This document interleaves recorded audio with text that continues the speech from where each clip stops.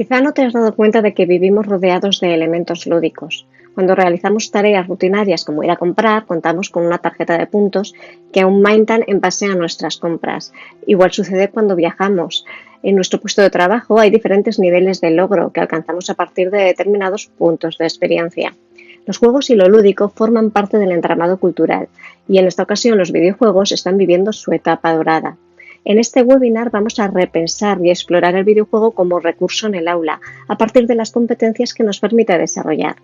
Hablaremos de algunos videojuegos y del mensaje que comunican y veremos algunas herramientas que nos pueden permitir crear nuestros propios videojuegos como recurso de aprendizaje en el aula de una manera motivadora. Me gusta utilizar analogías cuando hablo de algunos conceptos que quiero exprimir porque creo que es una manera muy visual de acercarnos al mismo. En esta ocasión, quiero que visualices una trama de ADN y que vayamos a su significado tal y como lo conocemos. Un ácido nucleico que contiene las instrucciones genéticas usadas en el desarrollo y funcionamiento de todos los organismos vivos y responsables de la transmisión hereditaria. He querido utilizar esta analogía por algunas de las premisas que nos habla en su definición. Por un lado, que constituye un sistema de reglas, las instrucciones genéticas. Por otro lado, que es interactiva, cuando habla del funcionamiento de organismos vivos. Y por último, que es cultura, en cuanto a su transmisión hereditaria.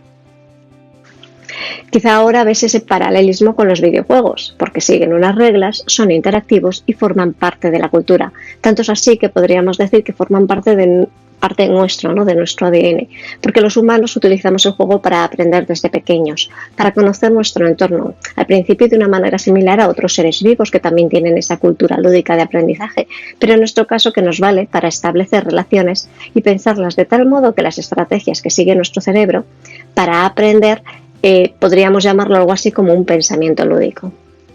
Cuando hablamos de juego lo hacemos de manera muy generalista, ¿no? Donde cabe el juego libre como algo voluntario, sin nada preestablecido, de disfrute o de curiosidad. Y donde cabe también el juego instruido, ¿no? Con unas reglas que adaptamos a nuestras necesidades, a algo concreto, y que conocemos como aprendizaje basado en juego. Por último, también podemos utilizar esos elementos de juego y sus mecánicas, ¿no? Para aplicarlo a otros contextos diferentes, y es entonces cuando lo llamamos gamificación. Los videojuegos participan de este sistema de reglas que nos permiten aprender y que inspira otras estrategias lúdicas. Son juegos con un componente tecnológico que los hacen más interactivos y cuyo diseño está pensado para disfrutarse en primera persona, con un controlador o un joystick o algún tipo de herramienta que te permite dirigir la acción dentro de un sistema cuyas mecánicas están orientadas en varias direcciones respecto a la jugabilidad y respecto al jugador. Si antes era considerado un objeto de ocio o un juguete, ahora es algo que nos permite adentrarnos en un sistema que desarrolla competencias y que está pensado para que el jugador transforme su realidad. Vamos a ver un poquito estas ideas. En esta escena puedes ver el mapa o el árbol de decisiones del juego Elder Scrolls. De esta manera, el diseñador del videojuego hace un croquis del sistema de juego, de la narrativa que se sigue en cada escena. El diseñador establece diferentes caminos, unos obligatorios que están visualizados con unas flechas azules para cumplir el objetivo narrativo y lineal del juego, y otros verdes que son los que le permiten al jugador explorar otras vías paralelas, ¿no? Y que no son las indicadas para seguir el camino lineal y para llegar a un objetivo de una manera directa. Si se llaman árbol de decisiones es precisamente porque esas decisiones recaen en el jugador. Se dice que un juego no es tan solo de su diseñador, sino que es el jugador quien acaba por completarlo a partir de estas decisiones que va tomando. El juego es diferente si accedes solo por unas flechas, por ejemplo las azules, ¿no? De una manera lineal, si eliges las verdes, porque el jugador es el que es el protagonista de la historia lúdica y es el que decide finalmente. Por tanto, un videojuego podríamos decir que es un sistema que contempla esos dos objetivos, el del diseñador y el del jugador. Ahora establece tú esa analogía con el docente y el alumnado. Recientemente hice un sondeo entre personas de diferente sexo y con edades comprendidas entre los 12 y los 50 años, una pequeña muestra, en donde les pregunté por qué les gustaban los videojuegos. Y aquí me dejaron algunas claves y voy a profundizar en alguna de ellas. Por un lado, la motivación. El juego es una actividad motivadora y por eso es algo a tener en cuenta en el aprendizaje. Ya hemos dicho que jugar es algo natural desde pequeños y es motivador porque es la manera que tenemos, de alimentar nuestra curiosidad, ¿no? Que es la manera de funcionar del cerebro. También comunidad. Una de las características del juego es que genera una gran comunidad. Se trata de un elemento social que da alas a esa motivación y que favorece el crecimiento de más actitud lúdica y que vemos día a día en nuestras escuelas cuando llega el patio, que es la hora de jugar, ¿no? No importa si juegan al fútbol, al pilla-pilla o a través del ordenador en el modo multijugador a Fortnite, lo cierto es que el juego propicia esas actividades prosociales porque la conversación se expande más allá del momento de juego. A veces estas comunidades son tan grandes que generan contenidos propios, como ocurre en videojuegos de la talla de LoL o World of Warcraft, que tiene la mayor Wikipedia de juego generada por sus jugadores. Otro de los conceptos que aparecen en el sondeo es la adrenalina, ¿no? Una sustancia química que te mantiene alerta, activo y dispuestos a correr riesgos. Imagina ese poder si estamos hablando de aprender. Otras claves como la nostalgia, ejercer un rol o empatizar con otros personajes o sus historias vienen a confirmar que el videojuego es un aliado potente y que es una pena que no lo aprovechemos en otros campos como por ejemplo el que nos ocupa, el educativo. ¿Por qué los videojuegos en educación? Bueno, pues en primer lugar porque ponen al jugador en el punto de mira, está creado exclusivamente para él. Sin jugador no hay juego que valga. Y lo hace desde varios niveles, desde un nivel cognitivo que pone en marcha tu cerebro desafiándole a base de resolución de problemas, hasta un nivel emocional, porque es lo que hace que te atrape durante toda la partida, donde alcanzas ese flow, ¿no? Esa inmersión necesaria para estar totalmente implicado. Dice Bernard Schutz, filósofo que acuñó el término de actitud lúdica, que jugar a un juego es un esfuerzo voluntario de superar obstáculos innecesarios, porque ¿qué necesidad hay de tirarse en un bus globo aerostático para caer en zona de nadie? ¿O por qué nos ponemos en la tesitura de calzarnos unas gafas virtuales para sumergirnos en un océano lleno de tiburones? Porque al cerebro le gusta el desafío y jugando somos capaces de enfrentarnos a lo que haga falta, incluso al más temible de los problemas. Veamos cómo podemos comenzar a introducir el mundo de los videojuegos a un nivel competencial. Empezamos con la personalización, atender las habilidades de cada uno y todo a partir de los roles que te permiten ejercer los videojuegos. Como dice Dayo, todos los videojuegos consisten en tomar decisiones y lo primero que nos deja decidir un videojuego suele ser nuestro personaje, nuestro avatar, con unos roles concretos.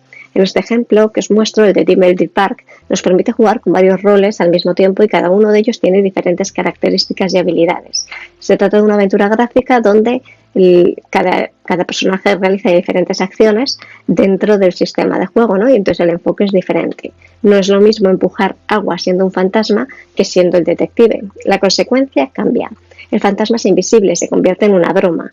Y además es una broma que solo puede hacer él como fantasma por las características implícitas del personaje.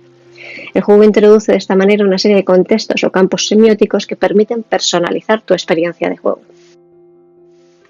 Además, el videojuego está pensado para muchos tipos de jugadores, es inclusivo. Un buen videojuego tiene que atender a todos los posibles jugadores y para ello se diseña el juego de manera que cubra todas esas posibles motivaciones del jugador, introduciendo, pues, por ejemplo, caminos de victoria, consecución de logros o, por ejemplo, que se permite interactuar con otros jugadores pues con una faceta multijugador o con un chat, ¿vale? Y hacen esa parte más social. Si accedes a esta URL o QR, verás algunos perfiles de jugadores con un toque diferente. Además, el hecho de elegir tu identidad virtual dentro del juego, tu avatar, te permite empatizar con todo lo que ello conlleva, sus comportamientos, sus ritmos y sus habilidades. Prestemos atención a qué tipo de avatar eliges cuando juegas. ¿Aquel que es una fiel copia de ti mismo o aquel que quieres llegar a ser? El videojuego puede ser el punto de entrada para trabajar esa empatía hacia los distintos roles de un avatar. Trabajar la autoestima, lo intrapersonal, es algo que los videojuegos te ponen en bandeja. Decimos que los videojuegos tienen una función parasocial. La interacción dentro del videojuego promueve que haya una transferencia a la vida real de las competencias puestas en prácticas dentro del juego durante la partida. Si para ganar una guerra han participado un equipo, estarás desarrollando competencias en esa dirección, cohesión de grupos, liderazgo. El juego puede ser un modelo de aprendizaje. En este caso sí, si lo utilizamos como recurso en esta dirección. Normalmente hablamos de la violencia, por ejemplo, de este tipo de juegos que son de guerra, pero cerramos los ojos a lo que esa violencia puede enseñarnos, ¿no? Y la simulación lo que nos puede poner de relieve. Los videojuegos pueden ser simulaciones donde se trabajan valores, empatizar con situaciones que no vivimos fuera de nuestra vida normal y solo con el objetivo de aprendizaje. De hecho, se utilizan muchos videojuegos y simulaciones como terapias en varios sentidos, ¿no? Y también como procesos instruccionales en otros. Hablamos de la toma de decisiones porque un juego consiste en eso. Fíjate aquí, ¿qué puerta eliges? Piensa que tienes 3 posibilidades y en este caso se ve más o menos lo que hay detrás de la puerta. Espero que elijas bien tus cartas y te mantengas con vida tras esa puerta, pero el caso es que has tenido la libertad de tomar la decisión y eso equivale a implicación y a compromiso en lo que estás haciendo. Y fíjate que esa decisión que has tomado tiene una consecuencia, una repercusión en la experiencia de juego. O continúas a través de la puerta o simplemente mueres y vuelves a empezar en la casilla de salida. Aquí puedes ver, por ejemplo, una imagen del juego de Stanley Parable llena de botones rojos, ¿no? Y debajo, spoilers, está su mapa de la victoria. Tus decisiones provocarán que al pasar por esta sala tengas unas opciones u otras. Saber que mientras juegas hay consecuencias es desarrollar el pensamiento crítico y la autonomía. Seguimos con otras ventajas del uso de los videojuegos. En este caso le llega el turno a la cooperación y al trabajo en equipo. Algo que suele ser inherente al juego es su carácter social, más cuando se junta con un grupo como es el caso de este videojuego, ¿no? En este videojuego, a través de un sistema PlayLink, este videojuego Intenciones Ocultas o Hidden Agenda, se ponen en marcha 2 cosas, la cooperación y la competición. Por un lado, el equipo tiene que ir a trabajar juntos fuera del videojuego, ¿no? Hablando en directo y tomar decisiones juntos para resolver un caso. Pero por otro lado, tiene una dinámica de roles ocultos que hace que cada uno de ellos tenga una misión secreta respecto al equipo. Aquí es donde aparece la competición. Es muy interesante ver cómo esa dinámica cooperativa se trabaja el liderazgo que puede trabajar por el bien común o por su lado de rol oculto. Y siempre hay que tener presente que las decisiones que se toman afectan a todos y a la narrativa y al contexto del juego, es decir, a cómo avanza y progresa. Seguimos con la idea de trabajar en grupo y ahora apostamos por el elemento más comunicativo, ¿no? Si en el anterior era necesario un diálogo fuera del juego para tomar esas decisiones, en este caso con Keep Talking and Nobody Explodes, los 2 jugadores o equipos necesitan comunicarse muy bien para desactivar la bomba. Lo que sucede es que no todos ven la misma información del videojuego. Unos ven la bomba y otros ven las instrucciones para desactivarla. Es un videojuego perfecto para conocer el emisor, el receptor y cómo llega el mensaje. Estamos viendo ejemplos de videojuegos que nos pueden servir para muchas cosas y que podemos desarrollar muchas competencias con ellos. Cuando jugamos a videojuegos pensamos automáticamente en motivación, en evasión o, como dice Tim Schafer, en cumplimiento de deseos. En los videojuegos podemos ser todo lo que queramos ser, visitar todos los lugares que queramos, etc. Pero cuando hablamos de deseos también hablamos de necesidades. Es el caso, por ejemplo, del Tamagotchi, esa mascota virtual de la que tenemos que ocuparnos, que lo que hace es reflejar las necesidades humanas. Trabajamos rutinas, comportamientos y cumplimiento de deseos y necesidades, todos en uno. Además, los videojuegos también trabajan la parte más emocional. Si hemos hablado de motivación de deseos y necesidades, tenemos que tener presente siempre que el ser humano es pura emoción y que sus actos se rigen precisamente por esto. Es algo que nos caracteriza y que nos hace únicos y es un arma muy potente para aprender. Como suele decirse, ¿no? Normalmente estos videojuegos nos muestran una paleta muy grande, inmensa, ¿no? De emociones, como es en este caso el que vamos a ver de las generadas por el videojuego de Life is Strange. Se trata de un videojuego que habla del acoso escolar y que tiene una particularidad muy interesante. Todas las acciones que se toman, todas las decisiones que se ponen en marcha, pueden rebobinarse para volver a decidir. Ver las consecuencias de nuestros actos y en función del resultado poder volver atrás es un arma de aprendizaje muy potente para para empatizar con determinadas situaciones y para tomar medidas respecto a ellas, ¿no? Y cambiar nuestro comportamiento. Quizá uno de los detalles más importantes de los videojuegos es esa capacidad para superar obstáculos y para seguir haciéndolo, aunque las circunstancias no estén de nuestra parte. Contemplar el fracaso como parte del aprendizaje viene de serie en los videojuegos, a los que jugamos una y otra vez a pesar de fallar, y que solo es el punto de inicio de una nueva estrategia que nos hace mejores y que desarrolla nuestro talento, buscando simplemente una manera más creativa de solucionar el problema. Porque una de las cosas que tienen los videojuegos es máxima concentración. Es como un mindfulness lúdico, ¿no? Una vez enganchado todo fluye y no existe nada más. Es lo que hablábamos del flow, ¿no? Que nos deja ahí permanentemente enganchados y esto es algo que no aprovechamos lo suficiente en otros contextos. Otras simulaciones que están de plena actualidad son las que vemos en el juego de Animal Crossing New Horizons, donde la comunidad se ha generado en torno a ese juego, que se ha generado, ¿no? Nos lleva a proponer esa competencia de iniciativa y espíritu emprendedor, ¿no? Mejorando la isla, customizando las cosas, desarrollando una serie de actividades propias de una sociedad. El videojuego de Scribble Notes, que te permite conocer vocabulario y utilizarlo en diversas situaciones. Hasta aquí hemos hablado de competencias desde lo lúdico con el foco en el videojuego comercial como medio, pero ahora vamos a ver ejemplos concretos orientados al campo educativo. El primero que quiero que explores es Arte Mecenas. Se trata de una plataforma lúdica con forma de videojuego educativo para aprender a través de misiones y diferentes mecánicas lúdicas lo que es la historia del arte del Renacimiento.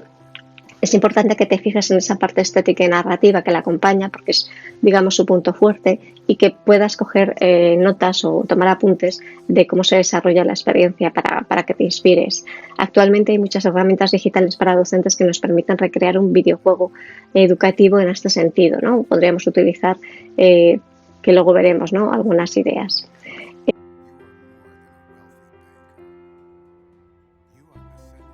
También continúo con el Discovery Tour de la serie de videojuegos de Assassin's Creed de Ubisoft. Este en concreto está relacionado, bueno, lo hay de Grecia y de Egipto, ¿no?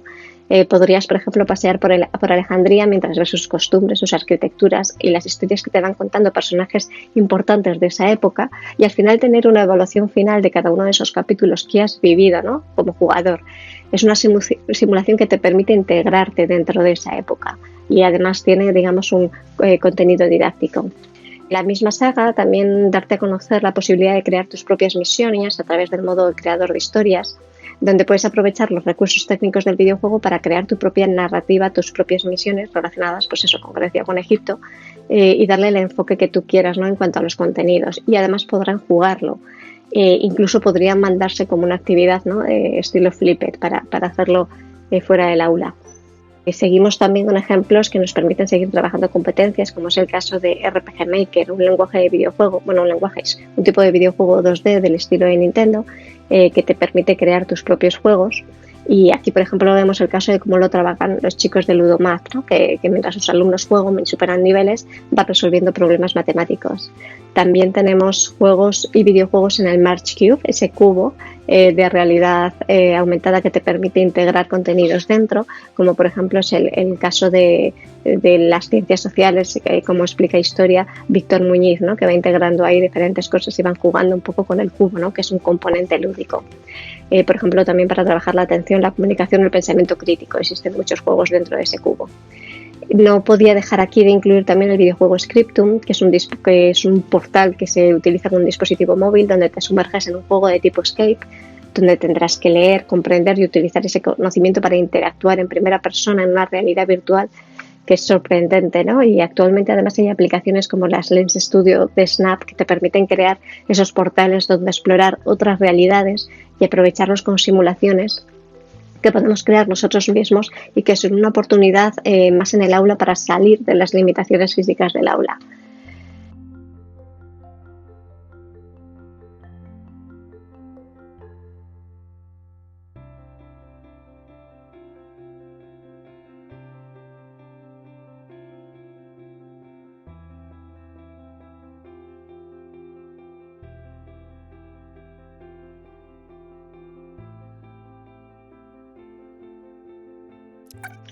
Hemos hablado de la transformación que los videojuegos pueden dar lugar de la vida real a la virtual y viceversa, ¿no? Hay videojuegos que nos ofrecen algo totalmente perceptible, como es cambiar algo del mundo, como decía Jane McGonigal. Ese potencial es muy valioso. Ejemplos como el de Free Rise, donde a partir de un trivial online puedes alimentar a una determinada población, o por ejemplo de Plant the Peace, que te permite trabajar competencias sociales al mismo tiempo que cívicas, son ejemplos de alguno de ellos. Al final lo que tenemos que tener claro es que nos pasamos la vida jugando, ¿no? Y fijaros, por ejemplo, en este pequeño botón de humor.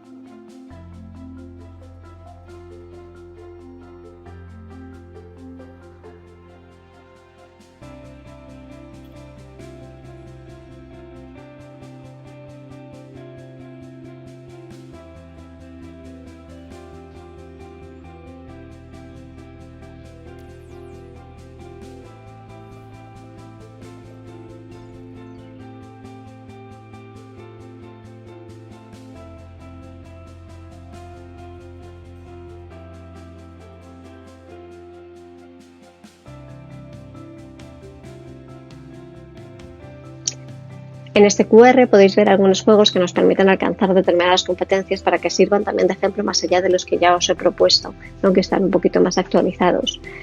Es importante que no todos los videojuegos comerciales son los que tenemos que buscar, ¿no? También serán, pero sí que serán los que más impacto logren, ¿no? En el día a día y los intereses de tu alumnado, porque son a los que juegan. Bueno, ahora vamos a terminar un poquito con herramientas, ¿no? Que nos pueden servir para desarrollar esos videojuegos. Hablábamos del RPG Maker, que es una herramienta que nos permite crear un videojuego desde cero. Tiene una curva de aprendizaje baja para hacer algo muy sencillo, mapeando un mundo, añadiendo personajes en las primeras acciones. Luego ya se va complicando, ¿no? Pero sí nos permite hacer algunas cosas y es una buena oportunidad para crear y adaptar el juego a nuestras necesidades de aula. Al exportarse como una URL nos permite jugarlo de manera individual o conjunta en el aula o fuera de ella. Respecto a otras herramientas a tu alcance, por ejemplo, tendríamos Minecraft, ¿no? Que es un mundo abierto y tiene muchas posibilidades a partir de diferentes narrativas o hilos conductores, y tiene además su versión educativa que está mucho más orientada. Y para más pequeños tenemos Bloxers, que es manipulativo, nos permite crear un mosaico con pequeños píxeles, colocando el mosaico y convertirlo en escenario de juego, ¿no? En función de los colores se hacen unas acciones u otras. Y por último tenemos Draw Your Game, donde se puede poner en marcha un videojuego a partir simplemente de pequeños trazos, ¿no? Que quizás sería muy interesante para aplicar leyes físicas. Recuerda que el punto fuerte del videojuego es la inmersión y la interactividad, y que todo depende de tu visión de diseñador para poner el foco, ¿no? En un escenario que recree esa parte interactiva. Incluso puedes utilizar un programa para presentaciones que te permite incluir esa interactividad a través de URLs o páginas como Wix, que tienen muchos elementos que dan bastante juego para estas cosas. Crear videojuegos educativos es otra manera de aprovechar recursos para dinamizar contenidos y competencias. Lo bueno de un videojuego es precisamente ese carácter integral que permite hacer algo interdisciplinar y globalizado, ¿no? Dado que estamos además en remoto, he creado una opción virtual de lo que llamo experiencia híbrida ludonarrativa, donde los elementos de juego refuerzan el poder narrativo. No es tanto jugar, que también vais a tener que jugar, sino como descubrir, explorar y resolver problemas para alcanzar el objetivo, que es desarrollar una narrativa emergente, ¿no? Que es, por ejemplo, muy útil para la motivación lectora. Así que os invito a jugar a ellos, lo tendréis en la descripción del vídeo. Está creada a partir de imágenes y ficciones interactivas y espero que os guste. Es solo una pequeña aproximación de algo que se puede hacer, ¿no? Desde el grupo de Telegram de videojuegos en educación estamos también creando una colección de videojuegos que puedan ser llevados al aula, así que estamos encantados de recibir cualquier proposición, ¿no? Para incluir en esa colección cualquier videojuego que vosotros hayáis utilizado o que os parece que se puede utilizar. Es un espacio dinámico que está construyéndose día a día. Y cerramos el webinar abriendo la caja de Pandora de los videojuegos en el aula. La pregunta es si somos capaces de ver nuevas maneras donde los videojuegos nos hagan pensar sobre el resto del mundo. Gracias.